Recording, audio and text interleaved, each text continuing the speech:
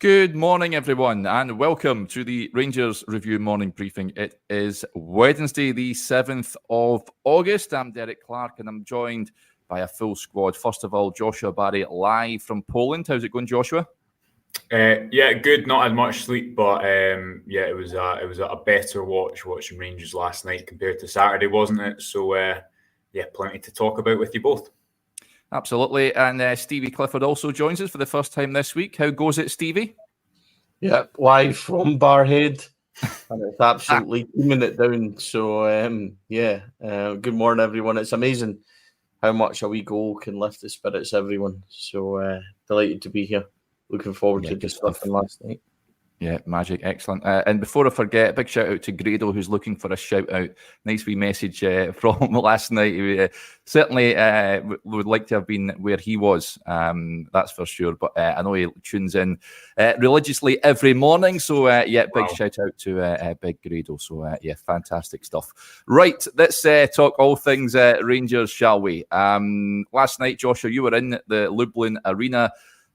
Rangers with a 1-1 draw against Dynamo Kyiv, a stoppage time equaliser from Cyriel Dessers, leaving the second leg finally poised as we head to Hampden on Tuesday, next Tuesday, of course. And we got you for a brief moment before he went down and spoke to Philip Clement afterwards on the reaction, full-time instant reaction show last night. But what was your big takeaways? I know you haven't had much sleep, but that Dessers goal certainly changes the perplexion of somewhat of the game.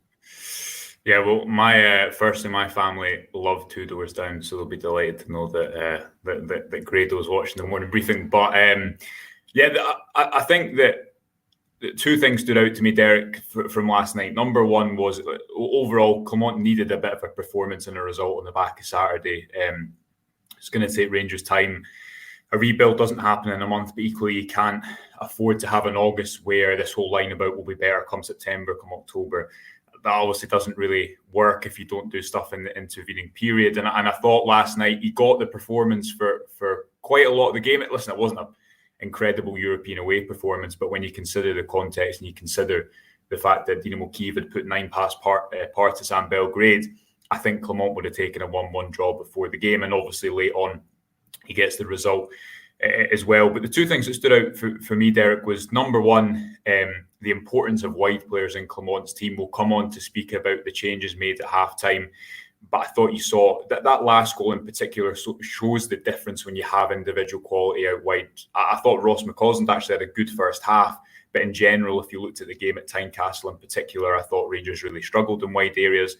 It made the world of difference when you had someone like Shefty who was aggressive with the ball, carrying the ball forward, especially in that transition moment. Vaclav Cherney, I thought he was actually pretty slack on the ball for a lot of the kind of 40 minutes he played.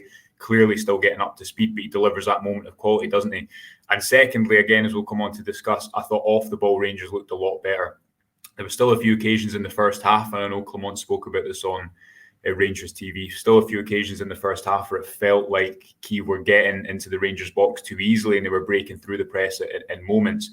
But in general, I thought that Rangers were more aggressive, able to disrupt them higher up the park. And as a result, they looked a lot more cohesive on the ball because they were winning it in better areas. So a better night, not an incredible performance, not anything more than a good performance, but it sets up what should be a winnable second leg, what should then get more money in the bank for the end of the transfer window if Rangers can finish the job next week at Hampden. Yeah, Stevie, when the team was announced, I'm not the only one that felt slightly apprehensive about what was about to unfold in Poland, but I think the manager and the players deserve a great deal of credit, don't they, for getting that result? Yeah, they most certainly do. And when the team was announced last night, I couldn't help but think that this would be a team that if you put it out for a League Cup game, you would be slightly concerned about what we were watching. And I think that's because we've just been let down by certain individuals quite a lot. And I think a lot of us felt like that. Certainly on here, there was a lot of... Oh, you've muted yourself, but... I don't know why I did that.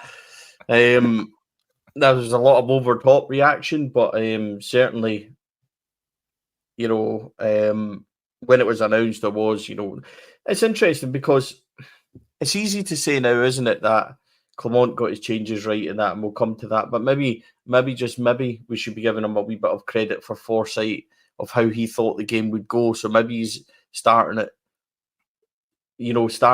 not weakened, but he's leaving options that he can use from the bench if the game goes a certain way. And to be fair to him, he got it spot on last night, the manager, because he's taken a lot of credit. A lot of it's been really unhealthy, and a lot of it's been really unfair on social media. So I'm really pleased for him.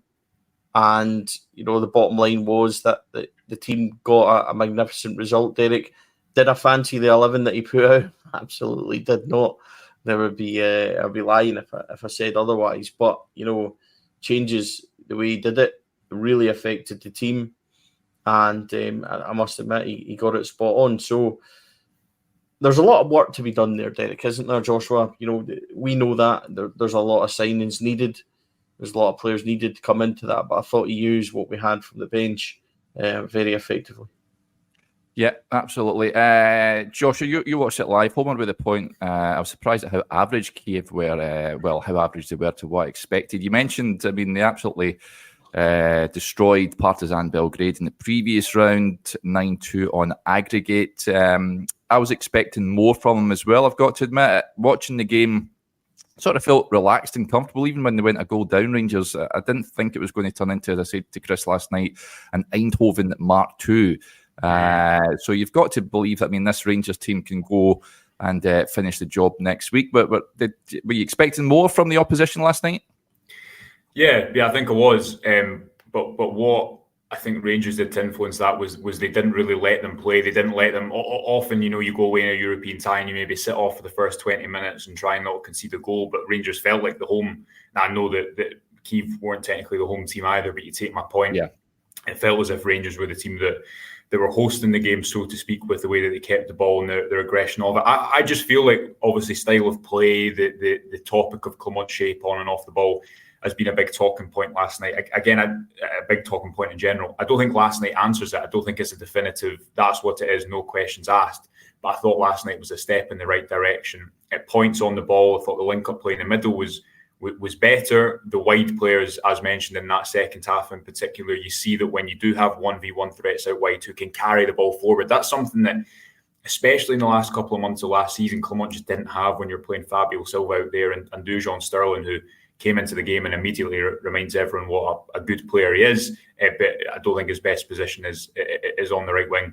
Is that you getting a parcel there? It's the message. She keeps buying stuff. So I've just instructed the mailman to just leave it there. Brilliant. There you go. Type of coverage you get on the Rangers review. Yeah. But anyway, Clement needs wingers. I think that is a point. Yes. And I said after the Hearts game, I thought it was a bad performance. Bad's maybe a bit hard. No, I thought it was a bad performance because Rangers' last shot was on 60 minutes. I didn't think they dominated the game. But equally, I think a lot of the conversation that we had around that afterwards was, okay, and Stevie said this as well in his columns, okay, that's all well and fair, but we've still not seen Clement really have a full-strength starting 11. When he came to the club, he didn't have a team that was suited to his style of play.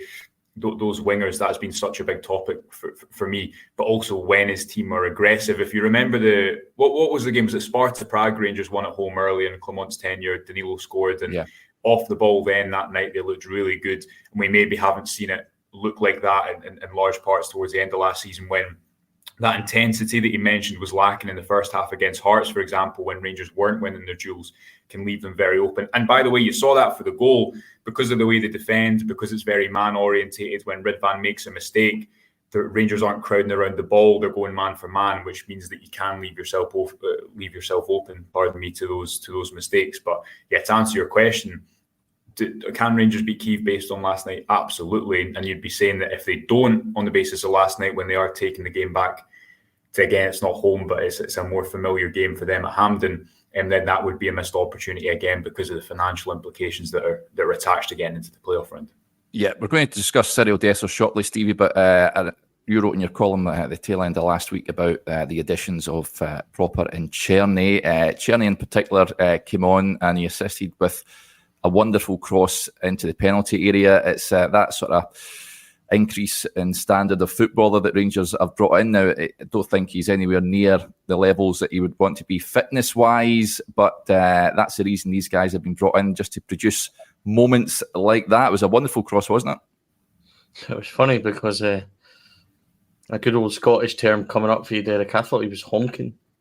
He kept giving the ball away, and he was very frustrating. And you're sitting going, this guy's miles away from being up to speed. And why do we sign players that need about 8 months to settle in? And you're starting with all these wee voices in your head going in overdrive. And then he produces, doesn't he? And what I liked about that moment was there was no thought process. Get it down, touch, whip it in, right? And he's just hitting an area. That's all he's doing. And for once, and this is something that was really frustrating me at the weekend. See that one where Rabbi Matondo at the weekend heads it back across and Dessers is just standing still. Get in there. Make the run. Just gamble. And he gambled, right? And when he gambled and got in between the defenders, what happens? He just produces a lovely moment. And then there's all these thoughts in your head saying, well, he's probably offside. And because, that's what always happens with the big boy. But listen, he deserved that moment. I thought he was unlucky with his header last night, the one where Hefty whipped it in and he angled it right in the corner. I thought that was going in, so he deserved his little moment. But those are the moments, Derek, that we've lacked from wide for quite a while, and it was just that touch. And this is something that I wanted to discuss a wee bit with Joshua as well. We've now got a different type of wide man in Tierney and in Yefty, or we did for that period last night, where two players predominantly want to beat their man and cross.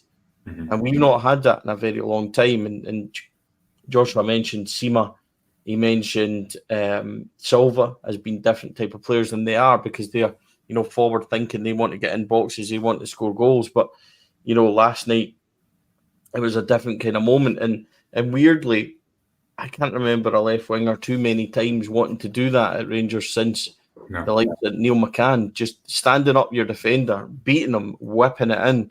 And that's not in a comparison of ability or anything like that. It's absolutely not. I'm just saying that it was a throwback to the old school kind of winger days where players just wanted to take their man, beat him, and get a very early cross in and allow the attackers something to hit. Mm-hmm. And credit to Cyriel Dessers.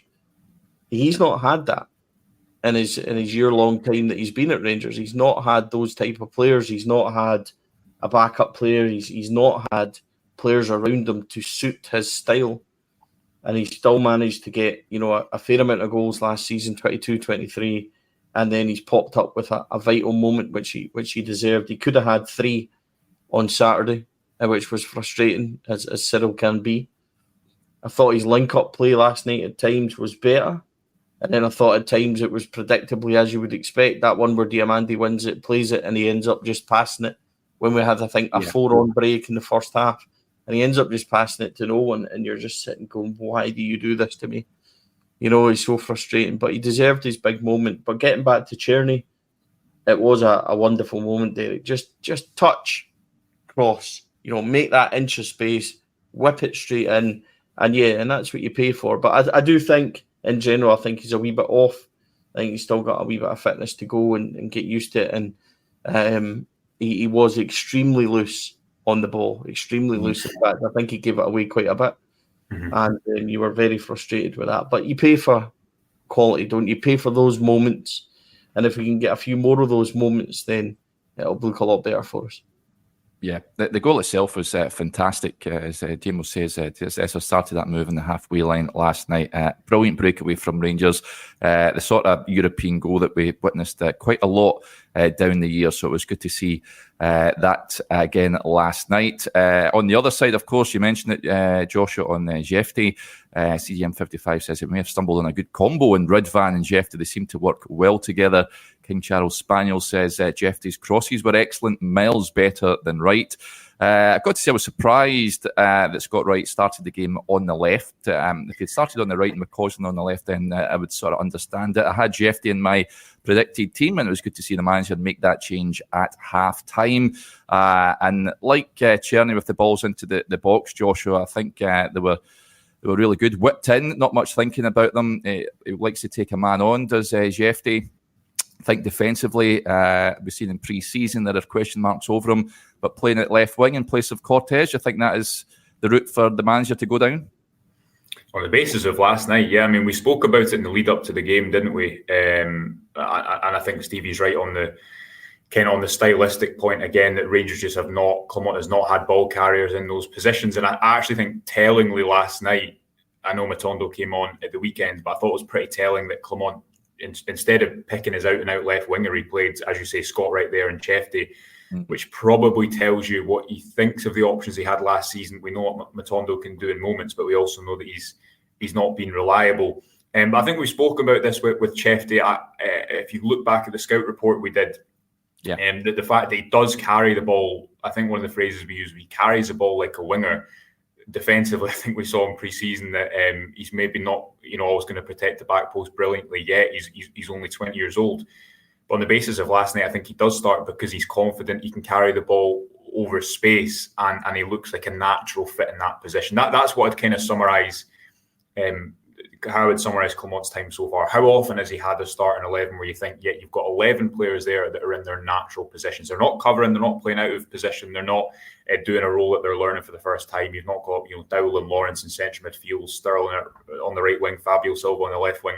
It is these small details that make a difference, because if you take that move last night, let's consider that Dessers takes the ball down well, Chefty moves it wide, but then instead of an excellent left-footed cross, you've just got someone hitting it into an area with their right foot, and the quality maybe isn't there, then we're just talking about a move that's broke down in the final stages. It is those small moments of quality, as Stevie says, Cherney in his natural position in a natural area, doing something he's done 100 times before, instead of playing in a game in a position he's not used to and trying to think on the spot. I think that's a really important detail.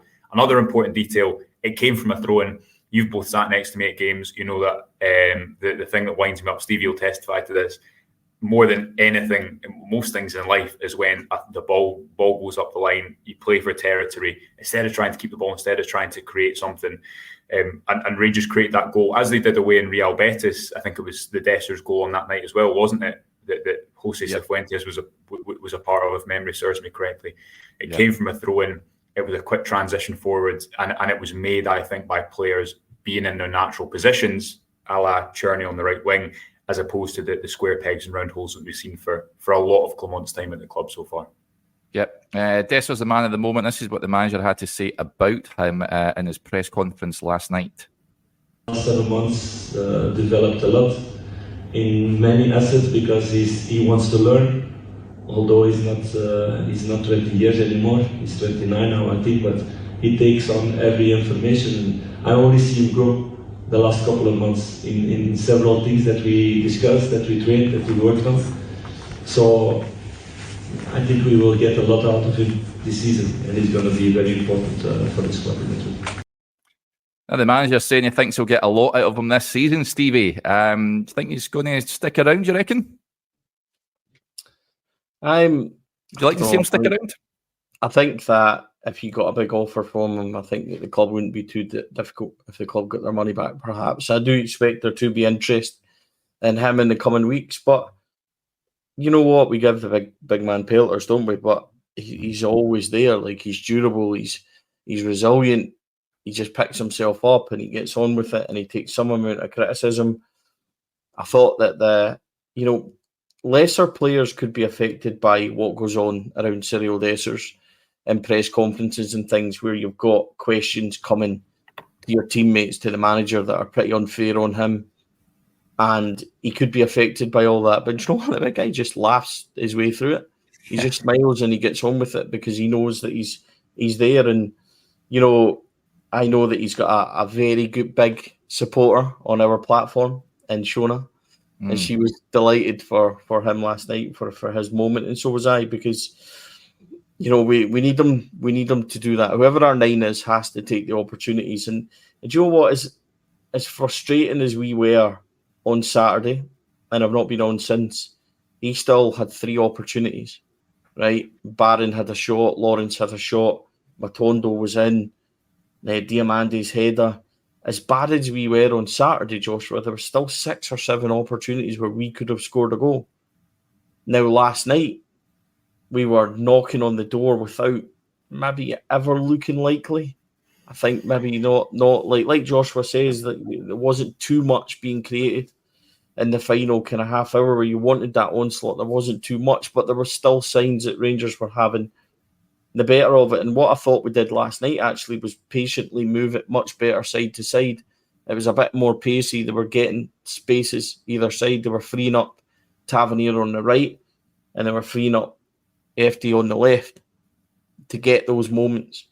And the breakaway was 6 passes, wasn't it, for the goal? So Dessers manages to play it off and then get into the box for it. So would I like the big man to stay? Listen, if the big man scores the goals, I think everybody would like him just to keep going and do that. But, you know, it's the frustrating moments with Cyriel that probably get more headlines than the big moments like he deserves last night. But good on him, because, as I said, he's very durable. He's got the right attitude. Mentally, he's got what you want, because he doesn't shy away. He doesn't take the criticism. He doesn't hide. He just keeps going and he responds. And listen, I've said it before and I'll say it again. He's certainly got the balls to play for Rangers, Cyriel Dessers, that's for sure.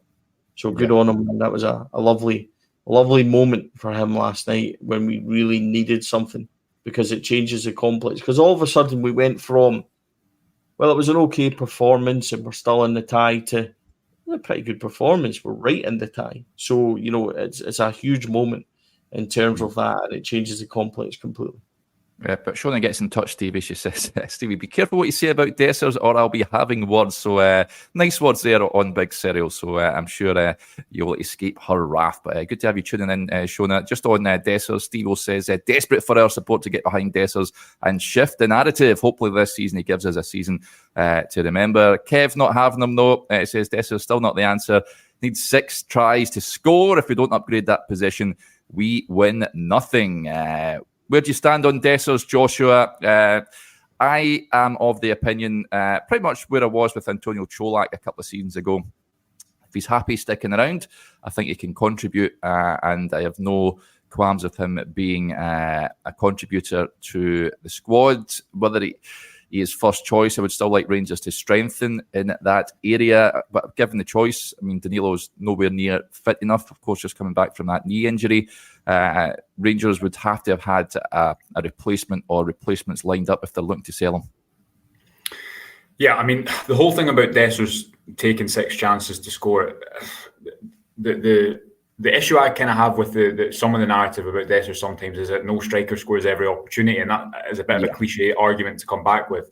Where I do agree with what the point that Kev is making is that if you take last season, Dessers overperformed along with Butland for the first couple of months in 2024, and then he underperformed in the final couple of months of the season.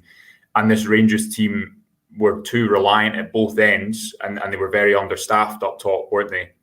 Which means that you really feel that Dessers probably isn't as sharp every single game because he's playing so many minutes. So what I would say, probably in agreement with you, Stevie's right. He's 29 years old. If Rangers can get the money back, if they can reinvest it, it would be a smart thing to do, and I don't think they would be too difficult to deal with. However, you still got a player there that since Clement came to the club, he scored about 20 of his 22 goals, I think, last season were under Clement. He's generally been a positive. He has his moments, but I think sometimes the issue has been because it's just been him. He's not been rotating in and out with a striker. Then the focus becomes all the more glaring on him. Can you rely on him to be your first choice striker over the course of a season in all competitions? I don't think so, no. Will he score goals over the course of the season if he stays? Yes, I think we saw that last season. And where I definitely agree with Stevie is that he has the mentality to play for Rangers, not just because he can take criticism and not just because he seems like someone who enjoys pressure as opposed to running away from it. And certainly the start he had at the club, as we've covered a lot in the past, was harder than most. But he does just keep going in a way that I don't think he's a player you watch him when he misses a chance that stays in his mind. I think that's gone right away. And he's just thinking about the next opportunity. Because sometimes he'll smile after he misses a chance, which obviously isn't always it's not the wisest, not the best PR move. But he just keeps going, doesn't he? He doesn't seem, and Clement chose to reference that last night. And when he doesn't really praise players individually that much, and he took it upon himself to do that last night when he said he takes on every piece of information. He's a player, we kind of told his career story at some point last year on the website. Maybe it was April, I think maybe May. And he's someone who's had to come through adversity a lot. He was released early, didn't even move to an elite club until he was very late into his teenage years. He's moved around a lot of clubs. He's used to not having it the easy way, and I think you see that in the way he comes back. So does he miss a lot of big chances? Can he be a really frustrating player to watch? Absolutely. Should Rangers only rely on him? No. But also, I think you've got to give him his due for what he has done, which is continue to be there, continue to get in good opportunity, continue to get in good areas, which is not a gimme. Chances don't just... There's a reason that chances fall to him, and it's because his movement, I think, is one of the best aspects of his game. And last night was obviously a good night for him, and he played a big part in creating that goal, and then was able to arrive into the box and finish off the move. Yeah, great celebration as well, which I later found it was the Turkey shooter guy from the Olympics who's turned into the most famous man in the world. But great celebration, Cyriel. Let's hope we've seen more of that going forward, kicking off on Saturday. Josh, I don't know if we've got this in yet, but I flagged this up. Ali says, any idea what the XG was for both teams last night? Is that dropped yet? That's usually something that drops at some point the next day. I've been refreshing the feed, Ali, but nothing there yet. Didn't feel like a high XG. I mean, the Kyiv goal would have been a high expected goals chance because of the way it came about. But as Stevie said, it felt like there was a lot of transitions and probably a lot of entries into the final third, but not a ton of. Butland made a few good saves from distance. I thought actually the defence generally were pretty good. Suter gave the ball away on a few occasions in the first half. Liam Balogun, I thought, made the defence look steady. I think James Tavernier was much improved last night when compared to the weekend on and off the ball. Ridvan obviously made his mistake, which was costly, wasn't it? But we'll have more coverage of the game at some point today when the stats decide to turn up. Yeah, just on the defence end, Stevie, this question from King Charles Spaniel. I've got to say, I was surprised I never seen him start yesterday. It says, when Proper comes in, who will he replace? So Saturday, I'm expecting him to start the game, Stevie. Surely he's settled in by now. I know the manager did say he had a lot of paperwork to fill in, had to fly back and forth from the Netherlands and Scotland, but he's been brought in to play. Who does he come in for? At this moment in time, probably John Suter. I thought Leon Balogun was excellent last night. Very steady, very reliable, isn't he? He's got that wee turn of pace as well. Experienced head. At this moment in time, with the kind of run of form coming up, you probably need that experience in as well. Although we do have a number of games at Hampden on the bounce, I would be looking to actually bring in Proper instead of Suter at the moment. I thought, shout out to James Tavernier last night. He's had a barrel load of criticism. I thought the criticism on Saturday of James Tavernier was slightly OTT, and this is what I wanted to say, and this will be unpopular. I think sometimes when a narrative gets in the head of Rangers fans and online, on anywhere, it's really difficult to shake. And James Tavernier being, a dud, is now the narrative. James Tavernier's had a really poor 6 months, but he's certainly not a dud. And, he's capable of being a very good player for us. The question mark is whether or not he can rediscover that form. On Saturday, I thought that his one main mistake was Penrice maybe getting past him about 10-15 minutes in. But otherwise, I thought defensively he was okay. And he didn't really do much going forward, but he was always there to be able to receive the ball and get the crosses in and stuff. And people were saying he was garbage and everything else. I don't think that was fair. And it's got a wee bit like that with Philippe Clement. Philippe Clement doesn't have a style of play, doesn't have this, doesn't have that. Philippe Clement's garbage. There was people calling for him to be sacked last night before the team, or when the team was announced. And I just think it's dangerous, Derek. I think it's dangerous that we get into this kind of rhythm of constant negative criticism before it's even, decided. And this is what I mean by a narrative. Like, it's really easy just to say, James Tavernier's this, Philippe Clement's this. And I think we need to kind of look past it, especially in this run of games coming up where the team really, really need us. So that for me is a bit of an issue. So a shout out to Tav last night, because he's still getting up to speed. He's still trying to come into his game. And listen, I've not been his biggest fan. this year, as you know, and he's had moments. But I thought we've not really come on to it. But I thought the manager's substitutions last night were spot on. And people were criticising him when Barron came off, but I thought it was an ideal substitution because I thought he was knackered. I thought Diomande was knackered as well. And both of them did a power of running, a power of football as well. And I felt sorry for Diomande, actually. The times, Josh will know this better than me, when he talks about transition. I thought the times when he did transition well, Diomande, he laid one off for Lawrence to get a 1-2. Lawrence took a snapshot and he dragged wide. That 4-on break where Diomande was at the heart of it, making a good movement forward. Dessers passes it to absolutely no one. And I thought he was unlucky in that, Diomande. He's always biting into challenges. He's a very good man marker, always following his man, working hard. And I think sometimes that's missed.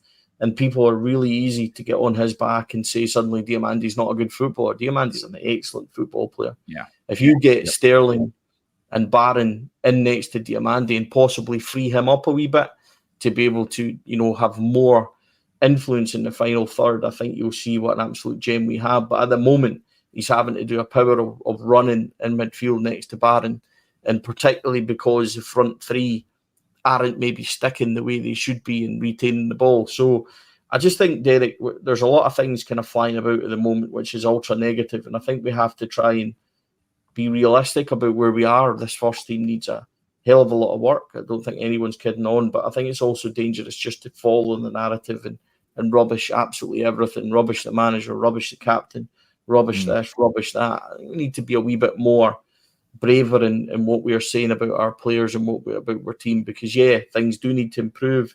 Certain things need to get better. We need to see more from certain players, etc. All that's fair, but we're not a rubbish team. We're a team very much in transition.